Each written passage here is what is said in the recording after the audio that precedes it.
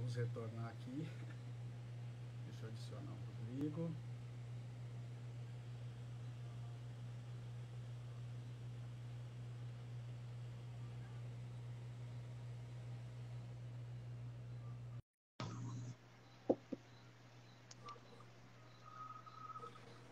Chegamos?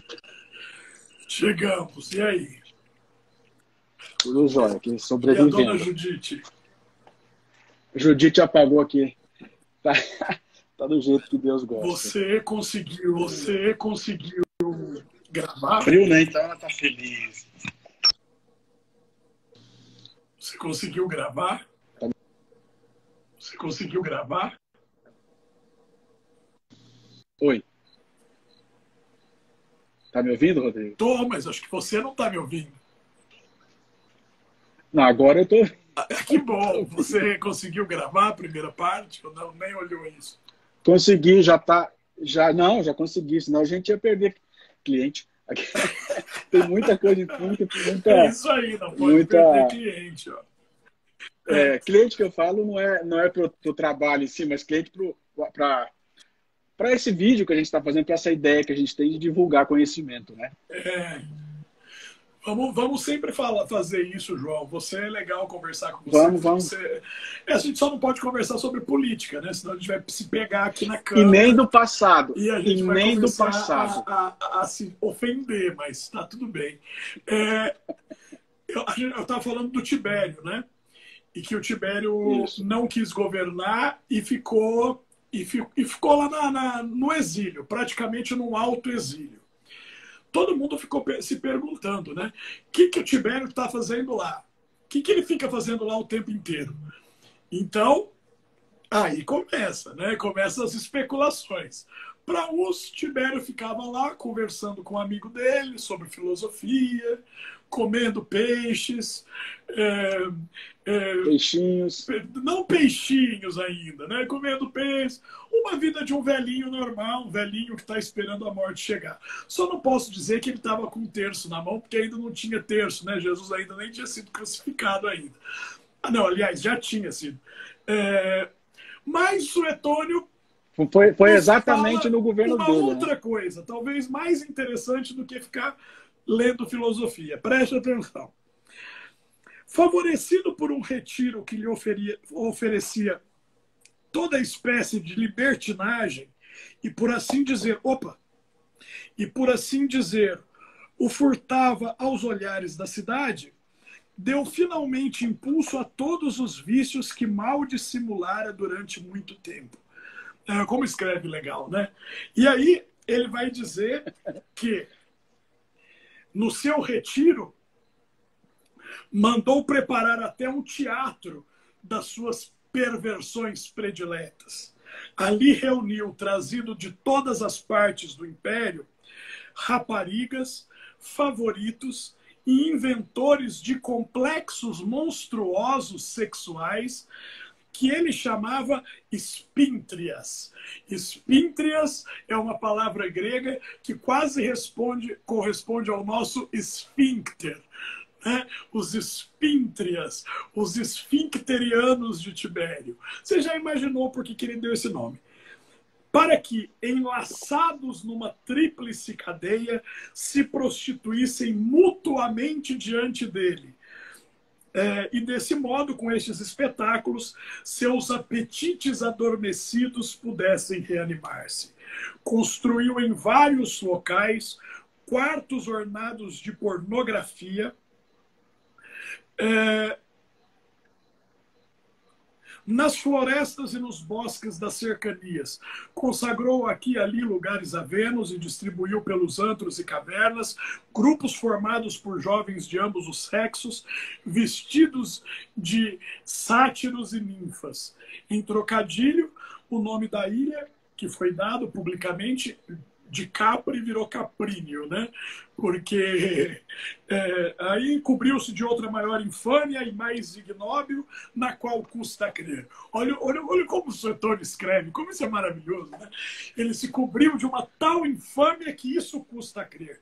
Tibério, ao que parece, ensinava crianças de tenra idade as quais costumava denominar seus peixinhos, a brincar entre suas coxas enquanto nadavam e a pegar seu órgão genital com a língua e com os dentes. Ensinava também crianças já fortes, mas ainda não desmamadas, a sugar o seu pênis, tal como fariam com o seio da mãe. Gênero de perversão a que inclinava, sem dúvida, sua natureza e idade. Veja, então, você fazer uma mamadeira de pinto de imperador é uma coisa própria da idade. O Suetônio, ele tem umas maluquices, né?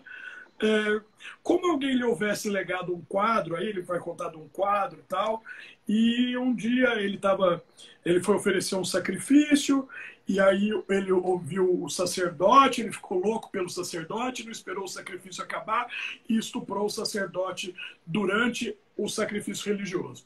Né? Mesma coisa você entrar numa igreja hoje, você imagina? Você entrar numa igreja, gosta do padre, ele está lá no altar, você vai lá, rasga a roupa dele, manda ver e todo mundo fica quieto. Né? O Tibério, e obviamente isso é um lado da sexualidade do Tibério, né? Ele começa a pintar a sexualidade do Tibério como um pedófilo, como um pervertido dessa natureza. E ele vai falando também do sadismo de Tibério, que o Tibério vai mandar assassinar várias pessoas por motivos assim, não fez uma salvação, uma saudação para a estátua, tá com uma roupa que eu não gostei, e mandava matar com requintes de crueldade. Né? E aí ele vai dizer essas coisas do Tibério. O Tibério vai ficar uma coisa tão como eu digo, caracterizada de um modo tão monstruoso, tão grotesco, uma caricatura, que eu acho que nenhuma das perversões sexuais romanas me espantou tanto durante a minha vida toda quanto o Tibério. Né? Talvez porque tenha sido um imperador com o qual eu tive algumas identificações em termos de ideia na época que ele estudava filosofia na Grécia, antes de se tornar imperador. E eu admirava Tibério também como um grande general. E lembre-se, o meu conhecimento dessas histórias foi se construindo aos poucos. Né? Agora, você me imagina, criança em Muzambinho, na roça, sem luz, lendo A Vida dos 12 Césares na vela e vendo essas descrições de que ele fazia crianças morderem o pinto dele, né, e que ele matava as pessoas, né, por diversão, por prazer sexual. Né, isso me deixou muito chocado. Talvez porque, como eu li na ordem, né, eu tinha visto o Júlio César glamuroso, o Augusto da paz e do amor, depois que ele matou todo mundo que era contra ele, ele virou Augusto Paz e Amor. Né? Talvez isso aconteça até hoje, né? Depois que você tem um começo de carreira agressivo, a hora que você atinge onde você está, você quer ser conhecido pelo seu lado bom e não pelo seu lado ruim. Mas o Tibério, João, o Tibério sempre me deixou muito, muito com mal-estar. Tanto que quando o Alan Messi, você citou o Alan Messi na nossa primeira conversa. O Alan Messi é um autor inglês que nasceu em Singapura, que escreve vidas romanceadas dos imperadores romanos. Quando o Alan Messi escreveu a biografia dele do Tibério, ele defendeu a tese de que isso tudo era mentira, né? Que foi tudo uma propaganda que fizeram com ele, porque as pessoas ficaram com muita raiva dele ter abandonado a cidade e deixado outra pessoa governando no lugar. E aí começaram a surgir esses boatos. Né? Mas o Tibério me causa espanto. Né? Depois do Tibério... A gente só precisa... antes de terminar, a gente só precisa dizer, o pessoal que às vezes não pegou o começo e o fim da outra, da outra que eu falei anterior a essa, que o Tibério ele estava afastado, ele estava em Capri praticamente todo o reinado dele. Né? E esses relatos que a gente tem são relatos que hoje a gente poderia dizer que vieram da revista Caras. Né? Se a gente tivesse trazendo para a atualidade isso daí. Então, como eles não tinham essa facilidade de comunicação que nós temos hoje, né, se criou o imaginário. O que a gente está dizendo são relatos históricos feitos por uma pessoa que não estava lá, né, e que pegou notícias e acontecimentos narrados 150 anos depois, e nós estamos trazendo essa informação. Então, isso não é o que nós achamos. Esse terror, é óbvio que o Rodrigo também não tinha, nessa época, o discernimento de entender o que estava sendo trazido pela vida dos 12 Césares. Né? A primeira vez que eu li esse livro, eu não consegui fazer essa dicotomia entre o que era real e o que era imaginado. Porque assim, ele começa falando numa seriedade, com fatos, embasamento, que a gente acha que a parte que ele vai contar da fofoca também tem um embasamento. E a narrativa dele é muito legal. É muito legal a construção da linguagem, porque ele vai fazendo com que o leitor fique preso na narrativa dele e vislumbre as coisas que o Tibério fazia. Tanto, eu queria que você contasse também a experiência que você teve com o filme Calígula, que os primeiros, vamos dizer assim, 40 minutos do filme se passa ainda sob Tibério. Né? Se passa ainda no Tibério. E quando fizeram esse filme em 1979, eles buscaram dar um realismo muito grande às perversões do Tibério, e isso é muito legal. Né? É muito legal, não só o filme, que é muito legal, né? Não estou recomendando ver filme pornográfico, cada um cuide da sua vida. Não, mas esse filme, a gente pode entrar para explicar essa questão desse filme, porque assim, ele a princípio ele tinha cenas de sexo, né? O diretor tentou fazer isso o mais real possível. Inclusive você pode falar sobre isso depois, como a gente falou anteriormente. Só que ele não era tido, não foi feito como um filme pornográfico, né? E a gente vai falar sobre isso na hora de chegar. Foi um filme com orçamento limitado. Né? Um grande escritor moderno, ele faleceu há pouco tempo, dos Estados Unidos, chamado Gore Vidal, um democrata, sempre militante da esquerda nos Estados Unidos e tal. Ele escreveu uma peça de teatro chamada Calígula. Aí um diretor italiano chamado Tinto Brass, que era um diretor de filmes de pornô chanchada, vamos dizer assim, ele comprou os direitos autorais da peça Teatro Calígula e contratou, sem ter nenhum dinheiro, autores ingleses e alemães de primeira grandeza. Malcolm McDowell, Peter O'Toole, Teresa Anne Savoy, Ellen Mirren, que fez até a Rainha Elizabeth, né? No filme A Rainha, para fazer as cenas principais. Feitas as cenas principais, ele teve que pagar esses atores. Ele não tinha dinheiro. E aí ele entrou de sociedade com uma grande produtora de filmes pornográficos franceses chamada Penthouse. E a Penthouse disse, eu pago todas as despesas que você teve com o filme, né? Todas as despesas que você tem com o filme, eu pago. Desde que você inclua cenas das nossas atrizes no filme. Então o filme tem vários cortes. Então tá lá um discurso, bababá, corta, vai pra cama. Vai pra uma cena de sexo. Né? E aí o Tinto Brass adorou.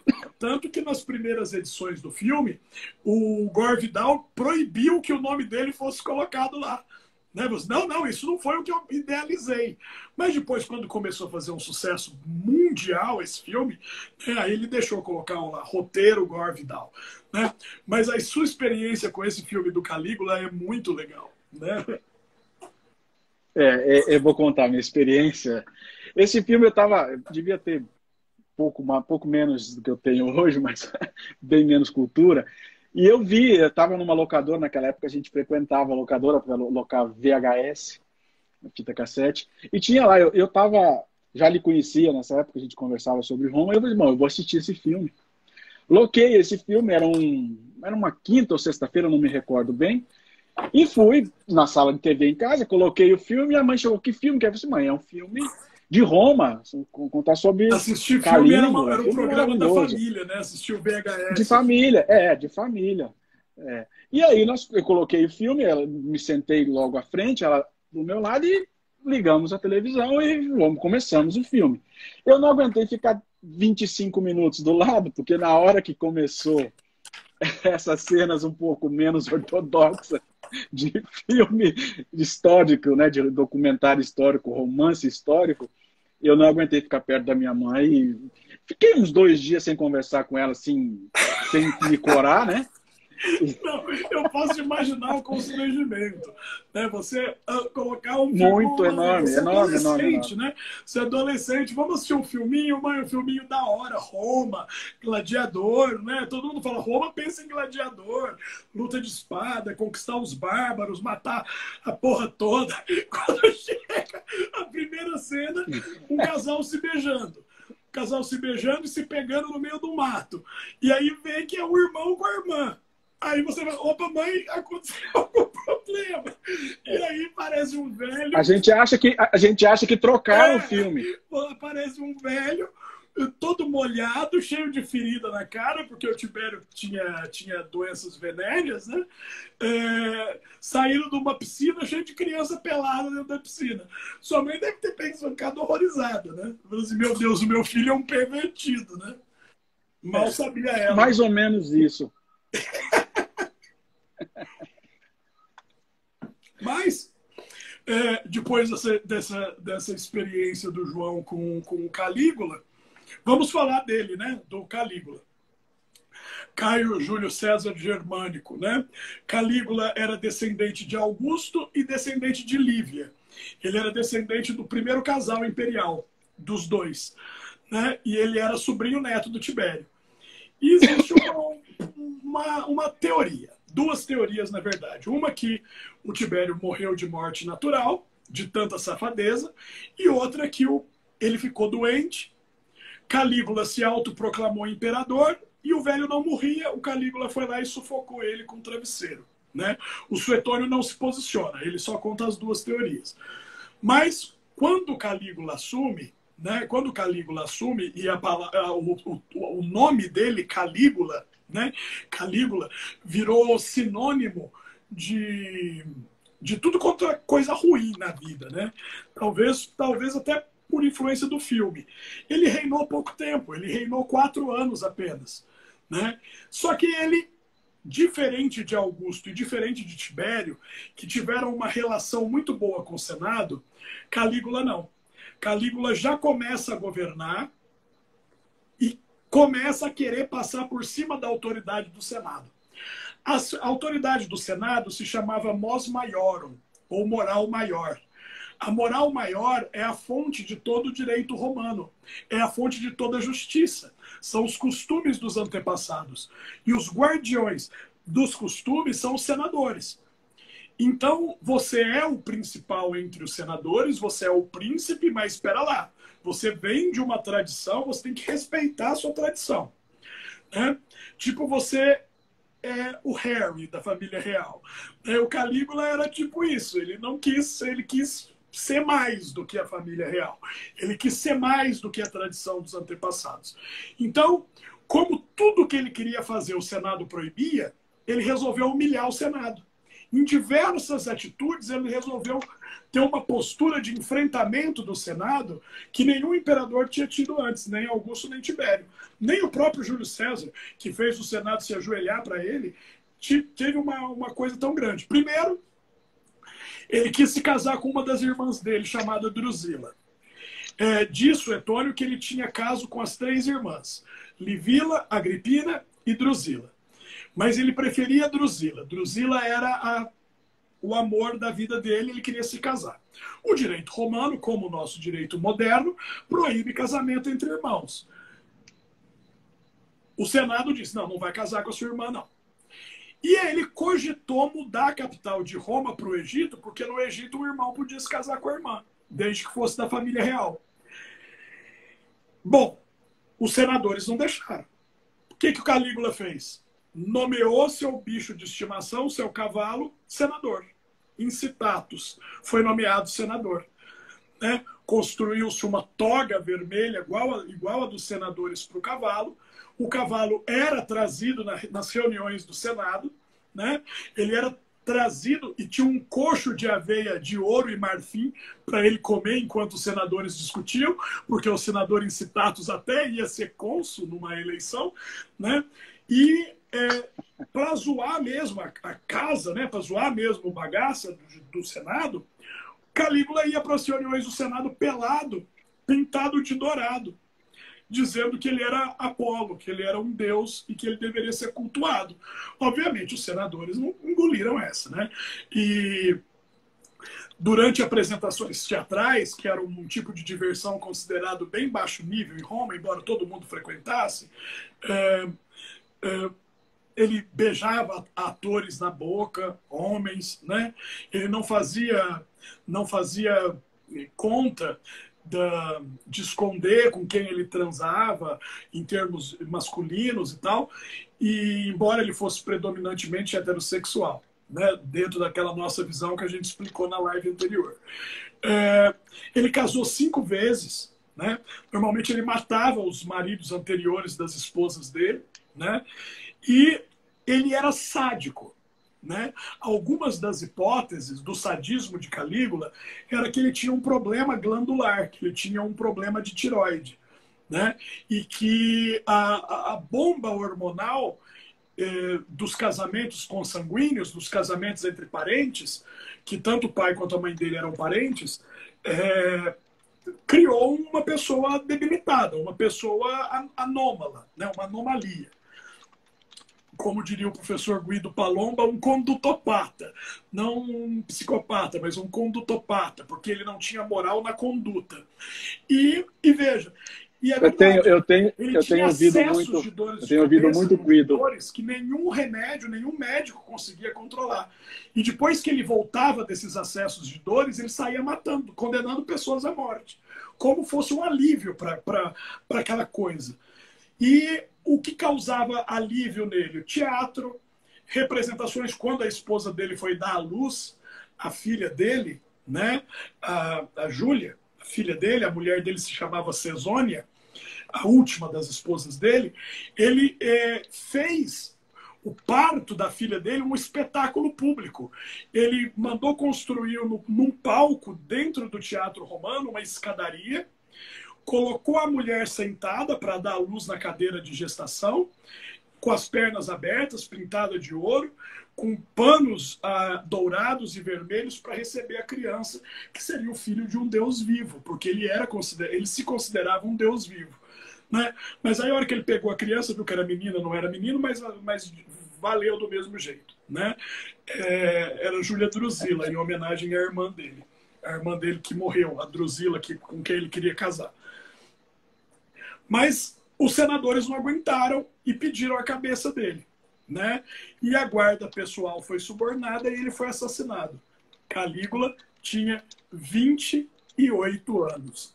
Né? Dos 24 aos 28, ele quase colocou o império abaixo. Né? Ele declarava guerra aos deuses, porque ele era um deus, então um deus era guerreiro, né? Ele guerreava contra Netuno, ele mandava os soldados invadirem o mar, a praia, e bater na água com a espada para guerrear contra Netuno. Ele era completamente maluco, né? E aí ele foi assassinado. Ele, a mulher e a filha. E no assassinato... Brutalmente assassinado, né, Rodrigo?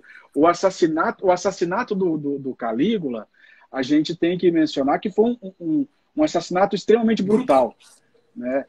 Muito brutal, e isso marcou muito, né, na própria sucessão dele. Talvez Cláudio tenha aceitado, com medo de acontecer com ele o que aconteceu com Calígula. Então é uma cena narrada na vida dos 12 Césares, que me chocou bastante.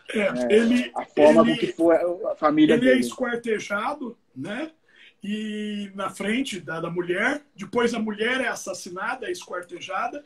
E Cássio Quereia, que era o prefeito do pretório, dos guardas pessoais que vai matar, ele pega a criança acho que tinha 3 anos de idade ou 2 anos de idade, e fica batendo a criança na parede, até a criança ser esmagada, né? Ou seja, o ódio à dinastia era tão grande, né, que até a criancinha, a Júlia Drusila, a criancinha, foi assassinada por ter o sangue dele.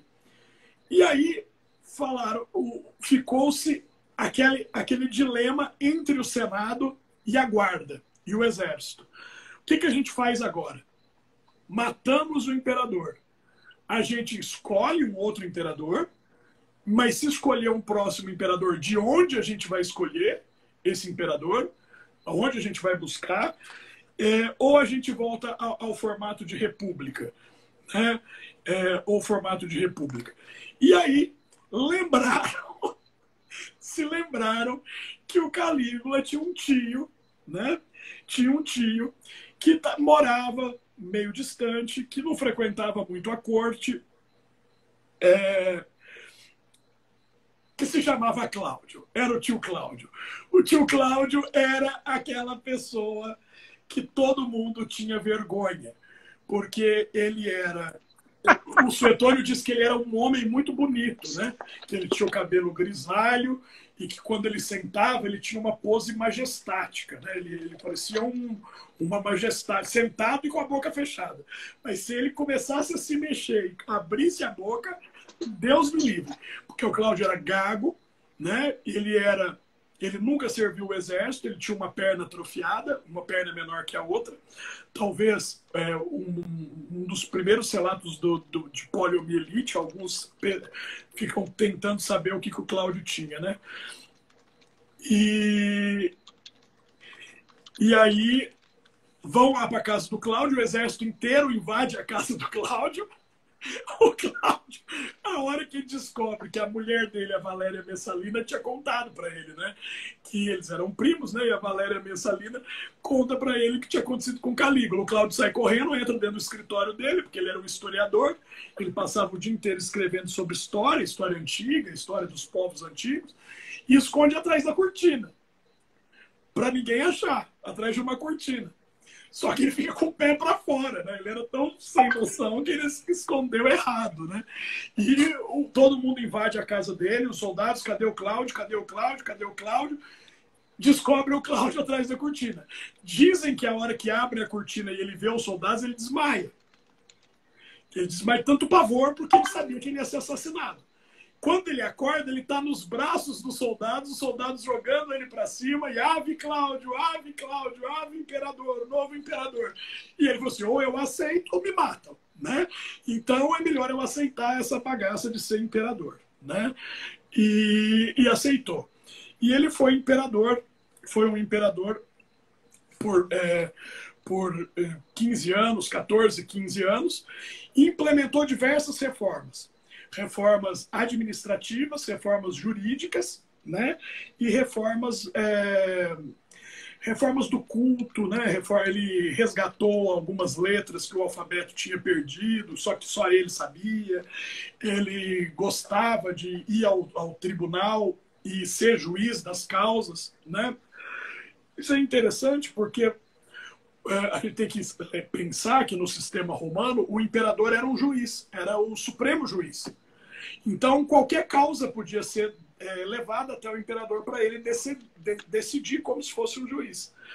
E obviamente o Calígula não ia no tribunal, mandava alguém aí no lugar dele, né? O Augusto às vezes ia, o Tibério não, porque ficou lá na ilha dele, na ilha com os peixinhos e com os esfincterianos. Mas o Cláudio ia, gostava, tal, beleza, embora todo mundo diga que ele dormia durante os julgamentos, né? Enquanto os advogados estavam falando. Eu estou pegando aqui... não, era a morte do Calígula, né? Enterraram a lâmina até mesmo nos genitais.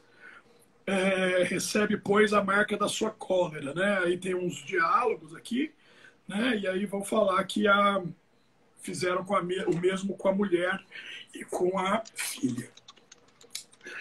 O Cláudio, como a gente disse, né, em termos sexuais, ele era, vamos dizer assim, ele era heterossexual e ele foi o único imperador romano que se tem notícia que fosse exclusivamente heterossexual, né? O Império Romano durou 500 anos. Foi o único imperador que nós temos de notícia de que só transou com mulheres. E ele era também ele tinha aquele aspecto que eu não sei se o seu pai tem. O meu pai tem às vezes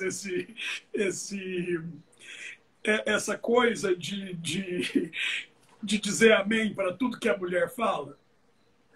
Sabe?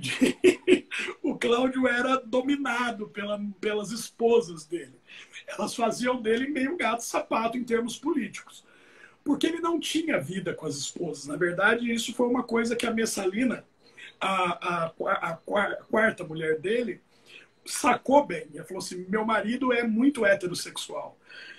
E eu consigo dominá-lo, né, por meio do sexo. Então, o que ela fez? Casou com ele, eles tinham 40 anos de diferença, né, ele e a esposa. Imediatamente, ela ficou grávida 2 vezes, praticamente seguidas. Cláudia Otávia e do Britânico. Desculpa.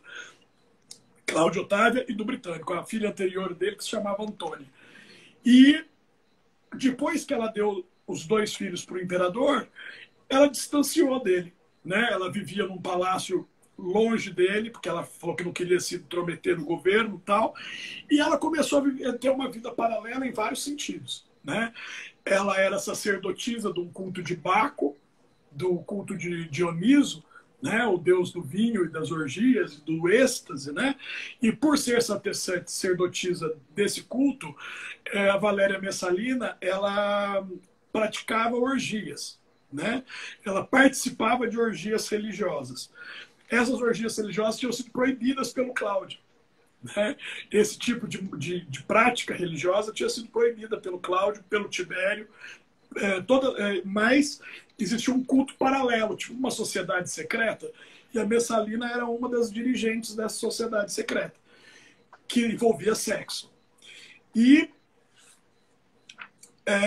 a sobrinha do Cláudio, irmã do Calígula, a Agripina, que foi uma mulher inteligentíssima, talvez a mulher mais poderosa de todo o Império Romano tenha sido a Agripina. Toda a história do Império Romano foi uma mulher que não se bastou como mulher, né?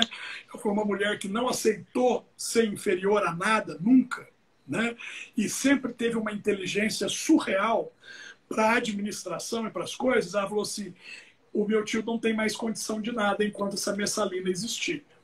Então eu vou denunciar a Messalina para ele.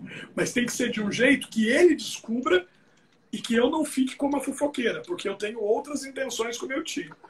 E aí ela arma um flagrante com a ajuda dos ministros de Estado do Cláudio.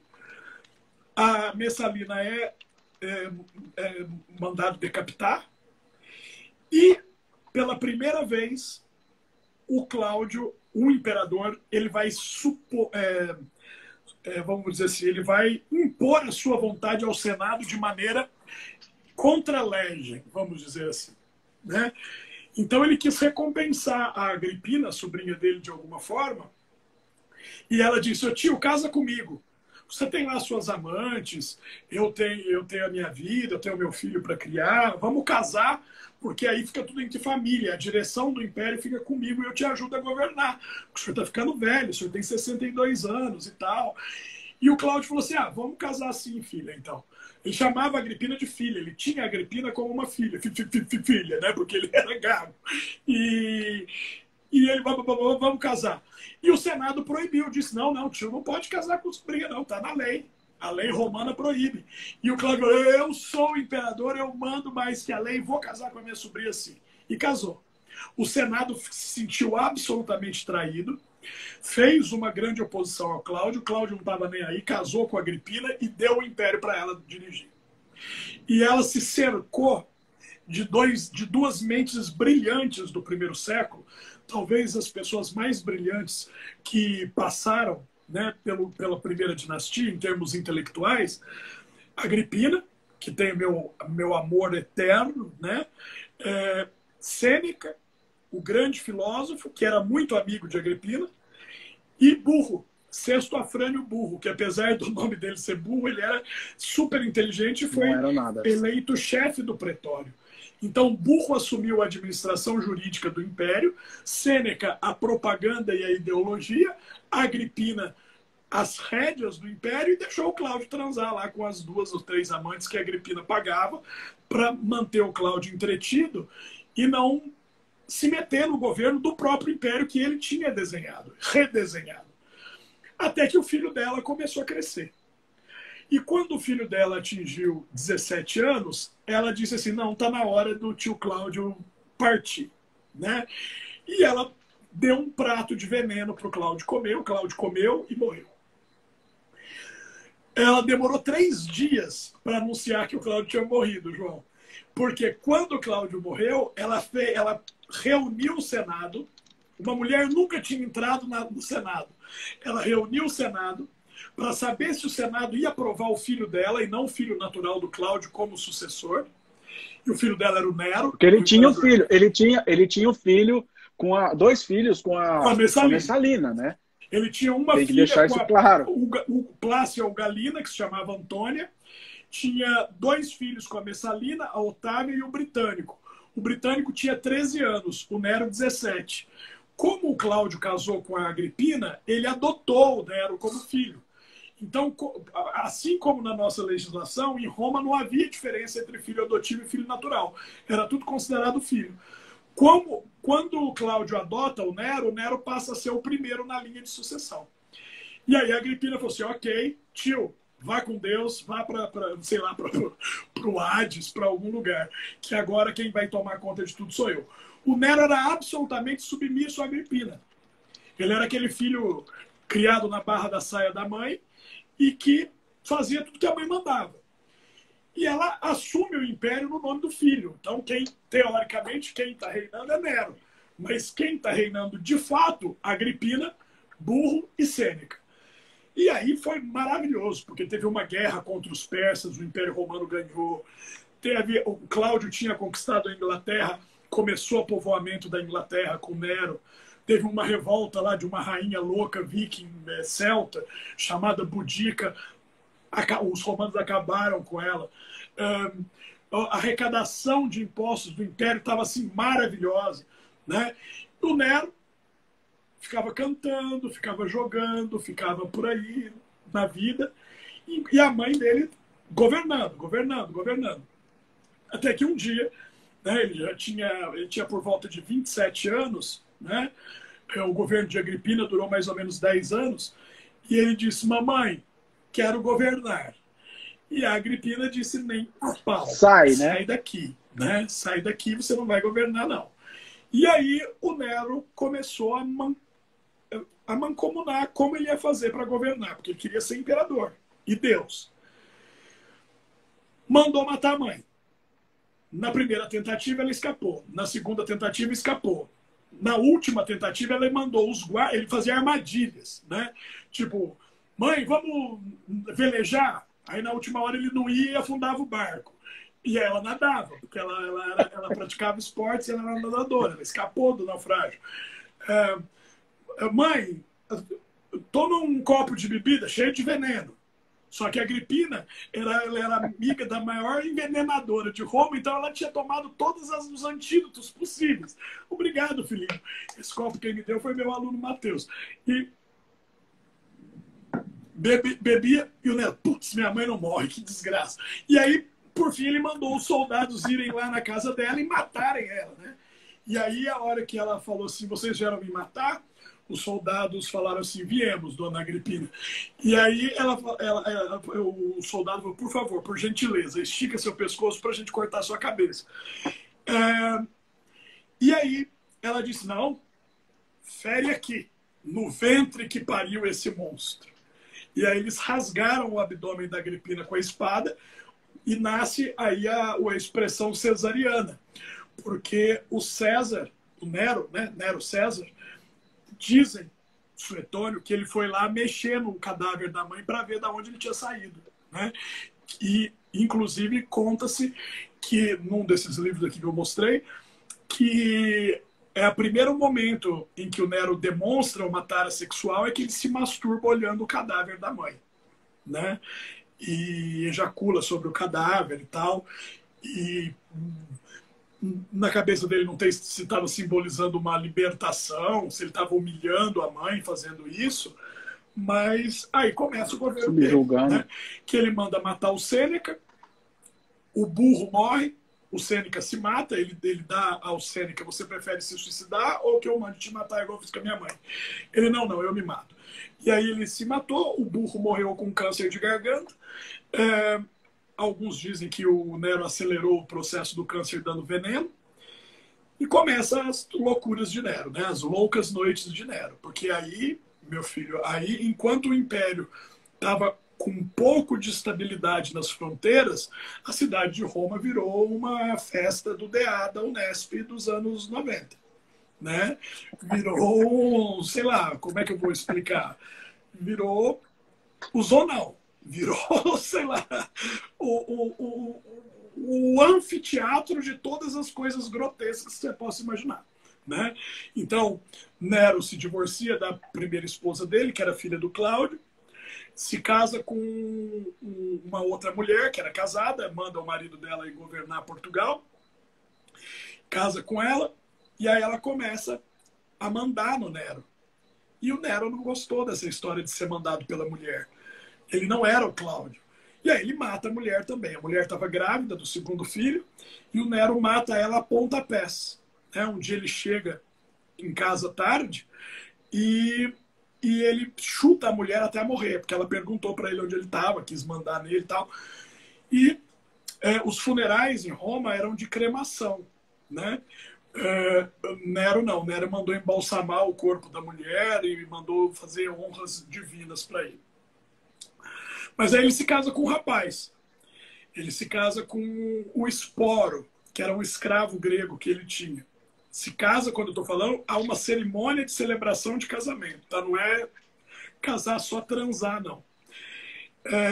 O Senado é importante deixar, é importante falar, é importante mostrar, Rodrigo, porque assim, o casamento, ele não, até então não era comum e não existia casamento solene, né? Como um evento solene entre homens. Existia sim a prática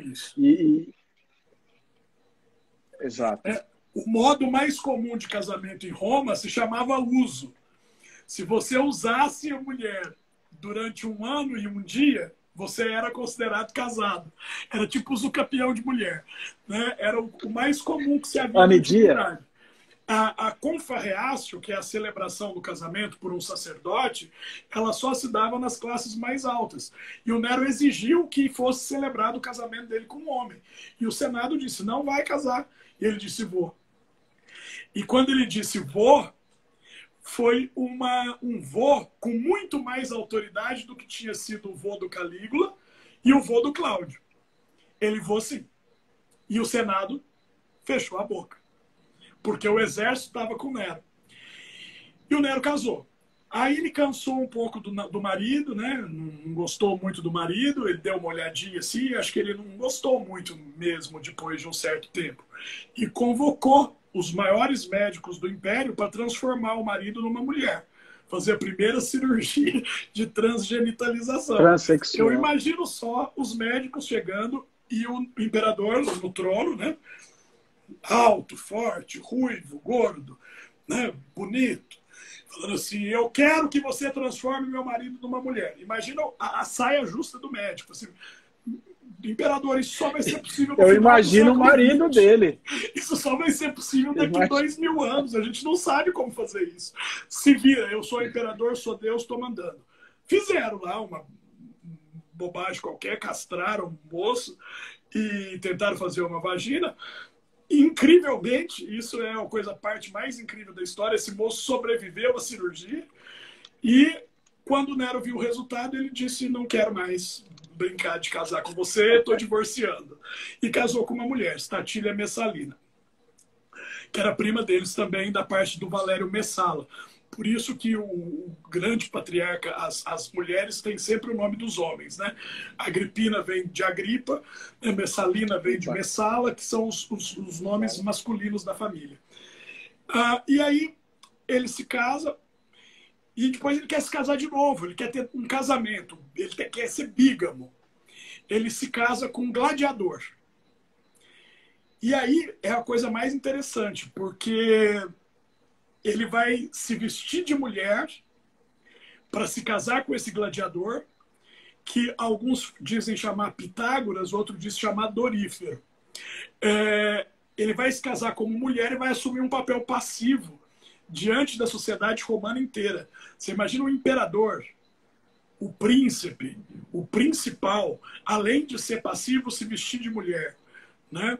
E aí dizem que ele mandou todo mundo ir para a casa dele para a noite de núpcias e que ele ficava gritando como se ele estivesse sendo deflorado, como se fosse uma mulher na noite de núpcias, e os senadores tinham que ficar do lado de fora da cortina dizendo, que legal, né? Você imagina os senadores, João Marcelo, como eles deviam estar com ódio, porque tudo que eles proibiam o imperador fazia. E aí aconteceu um desastre. O Nero foi para Nápoles fazer uma apresentação musical, porque ele se achava o Roberto Carlos da época também. Ele gostava. Dizem que ele tinha uma voz horrorosa, que ele não entendia nada de música, mas ele era músico. Que ele foi cantar em Nápoles. E enquanto ele estava lá em Nápoles, a cidade pegou fogo. Foi no dia 19 de julho do ano 64. A cidade pegou fogo. Começou um grande incêndio em Roma. 1/3 da cidade foi para as cucuias. Quando o Nero ficou sabendo, ele voltou correndo de Nápoles, e o Suetônio afirma isso, o Tácito afirma isso, que o Nero colocou fogo na cidade. Né? Mas esses estudos mais modernos do Nero que eu te mostrei, o Life and Times of Nero, o Neron, eles já dizem que era impossível o Nero ter colocado fogo na cidade, porque ele nem na cidade estava e nem um plano tinha. Mas quando ele chegou na cidade, ele abriu as portas do palácio e acolheu todos os desabrigados, mandou, tipo, entre aspas, bombeiros da época tentar lutar contra o incêndio. Ele foi super proativo. Só que ele era um artista, João. Ele não era um ser humano normal como nós. Então ele subiu na escadaria do palácio, pegou a harpa e começou a cantar enquanto via a cidade pegando fogo, porque lembrou a ele o incêndio de Troia. A origem de todos os romanos está em Troia. E aí o pessoal ficou assustadíssimo. Falou assim, o imperador está gostando do incêndio? Todo mundo tá... Um inferno na terra, o imperador cantando, né? Mas pegou muito mal e ele colocou a culpa nos cristãos, que era uma seita religiosa que estava começando ainda em Roma. Tinha pouca gente.